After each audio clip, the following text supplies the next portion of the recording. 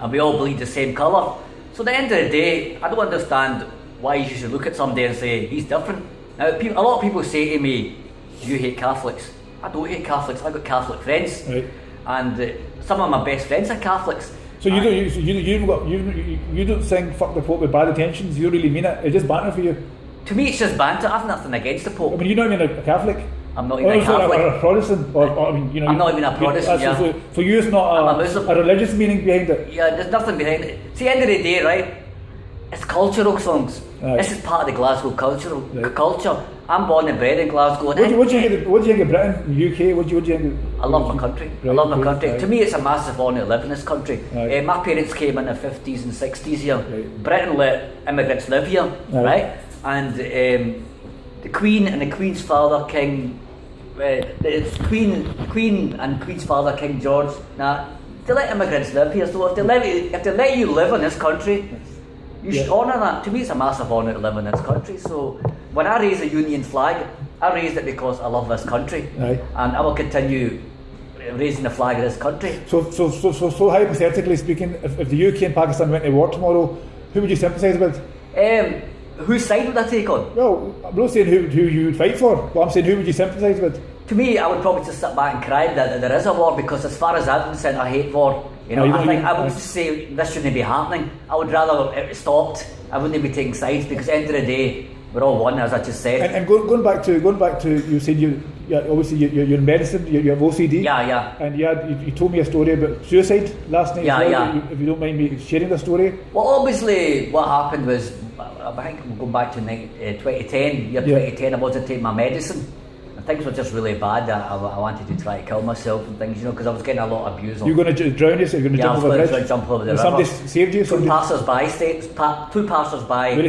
stopped me.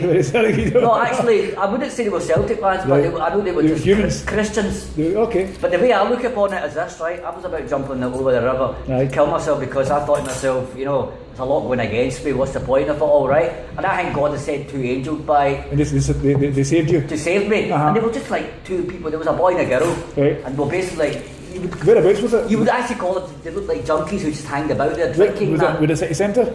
Jamaica Bridge. Jamaica Bridge, yeah, you can jump over that. Jamaica Bridge, you know. And you just had enough of the world and all that. Yeah. And you told me you're not married and all that, you've not got the kids. Well, you know, the thing is this, right, you know, I say to myself, it's a bad world, and I'm struggling with my own life because the OCD takes up my whole life. I spend about 16 hours a day sleeping.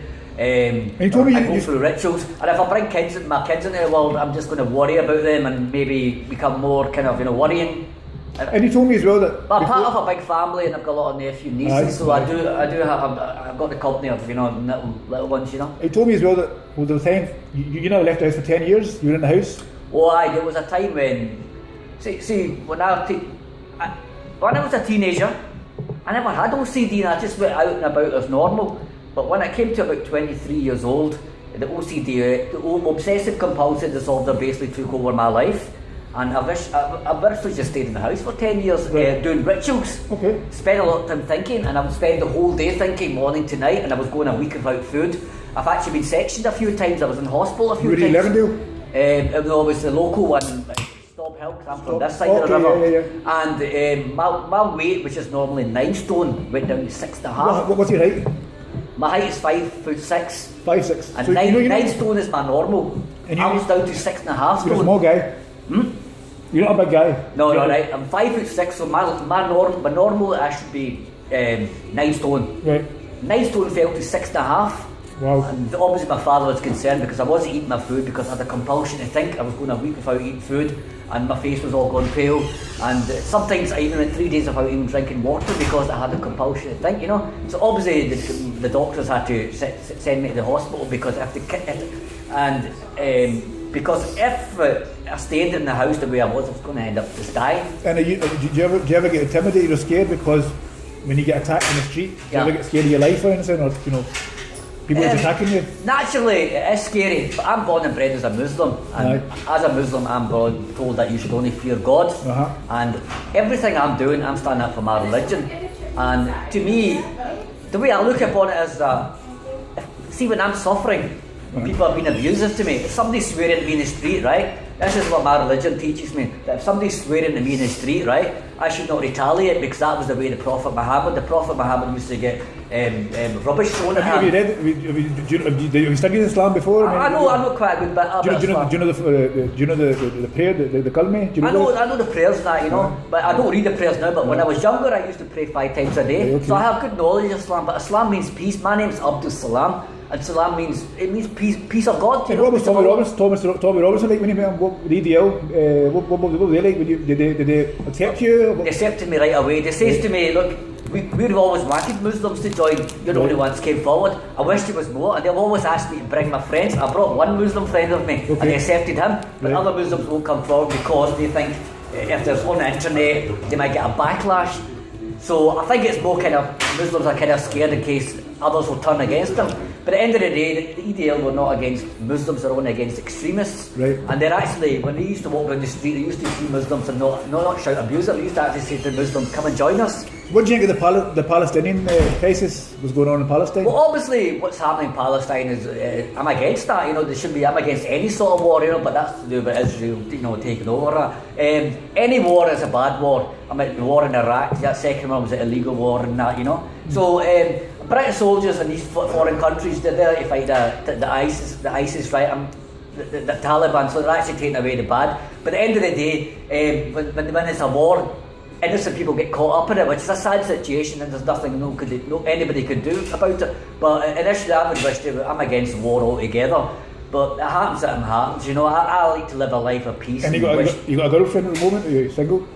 I'm single just now, but I was just with a girlfriend there for 10 years. Okay. She was a Pakistani Muslim. Right. I don't understand one thing, because a lot of Muslims come up to me and say, you hate Muslims. But I just had a girlfriend there for 10 years from Manchester. Right. She was from Manchester and 10 years, and how could I hate Muslims? And ironically, I met her down in Manchester when Rangers were playing in a UEFA Cup final game 10 years ago, out of 200,000 fans. Above the horn. And do you go clubbing as well? Do you go to town much or I used to do that when I was a teenager. Because you get recognised a lot. I get recognised all the time. Even last night when you were talking to me, every passer-by was stopping me. Saying, "Can I get your picture?" How many times do you get people asking for selfies a day? Oh, several, quite a few, you know. Several, you know, you can't count them. So basically, I get stopped every day. I get that. Right. And have you ever gave your autograph to somebody, like a fan or anything? Yeah, some people wanted for autographs. Are you your autograph? So yeah, you're actually a celebrity. Yeah, but mostly it's pictures. But some people says. Arguably, you're probably the most famous Rangers fan, stroke Pakistani, Scottish, British, Muslim. Yeah.